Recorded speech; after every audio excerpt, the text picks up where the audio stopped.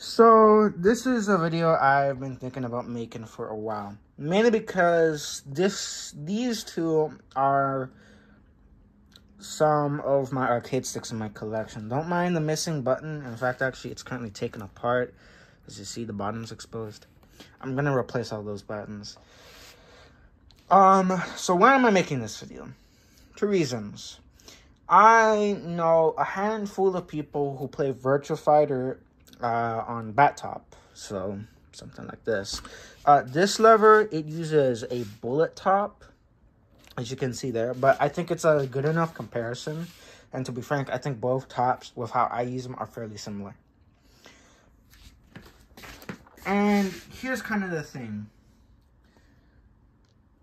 This is more like how do you want to say it? Like announcement or oh shit.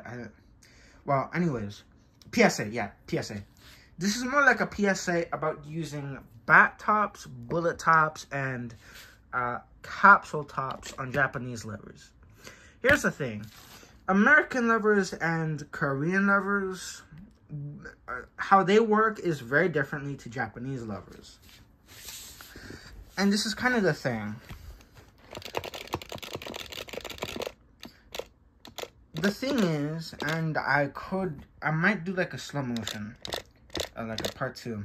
The thing is, the neutral on a Japanese lever is far smaller than the neutral on a Korean lever.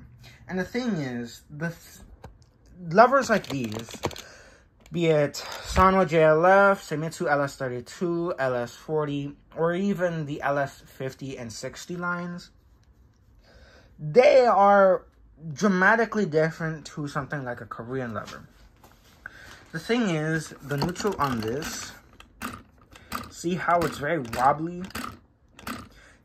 There's a lack of snapback on these types of levers because they tend to have a little more leeway due to the fact that they have longer range. Even on bigger actuators, since my Itoki Omni and my my jank box, I'll call it, you know, the green arcade stick I sometimes show on this channel, it has, like, even though it has the actuator on the 15.5mm side, I still don't have that many issues with snapback. And I might end up doing a hand cam video where I kind of just show some gameplay of how I use arcade sticks, specifically Korean levers, and another one where I show how I use the Seimitsu Cell 70. Because the thing is, I think the Sano GLW, the Nobi lever, and also the Cell 70 I have here, they're the only ones where they were at least somewhat designed for bat top. And the thing is, with bat top, how a bunch of people tend to use them on Japanese lever is just not that optimal for these types of levers. They work better in other designs. And realistically, the best compromises I have for someone who's having problems with snapback, be it when switching menus or med gameplay, is to actually, like, use it differently. Like, adjust your grip. And for me, how I did that was by letting go of the lever less. I tend to let go of the lever.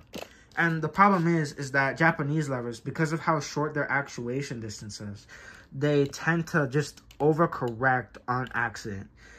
Just the fact that they use springs and they have shorter actuation distances than Korean levers and even American levers by extension. So, because of that, there's realistically like only 3 solutions I thought up of. One, change your actuator, use a smaller actuator, and also mess around with spring tension.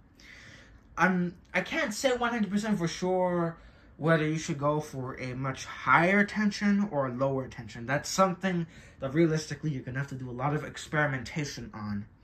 But actuation distance, more accurately, your actuator is something I can confidently say you're going to have to mess around with if you want to reduce snapback.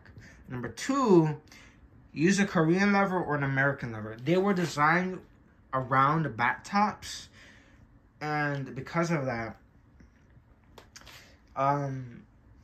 they tend to have the problems mitigated, since both levers have more travel than a Japanese type.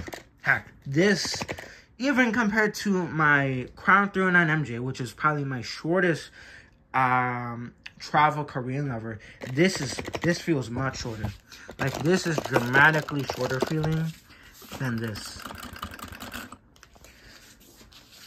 And number 3, adjust how you play. Like, let go of the lever less, and like go ham, go whatever. But what I probably recommend is, if you're having trouble with snapback mid gameplay, kind of just do a hand cam. Like, record yourself playing and see what you can adjust. Because largely, I kind of attribute snapback in Japanese levers when you're using a bullet or bat top to a largely player mechanical issue. And I've kind of been telling this around that that's kind of the problem if you're like using a Japanese lever and you're having snapback. Because the thing is, Japanese levers, how I use them at least, I don't go for a wine glass grip. No, because I used to be an FPS gamer. I used to play like a bunch of TF2, Quake, and some other stuff like Halo or Apex Legends. I kind of just do this with Japanese levers. I tend to just fingertip grip them, which it gives me a good amount of precision, while also at the same time, like, I just feel comfortable using my fingertips. Meanwhile, on a Korean lever, I tend to just, when I'm going back, I tend to use my fingers.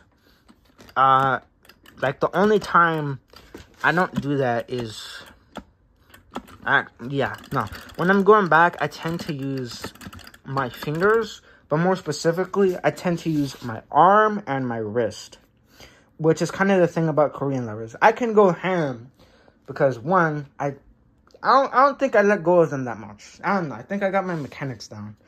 But 2, because it's, like, realistically, most Korean lever users, they're going to use their wrists and their arms.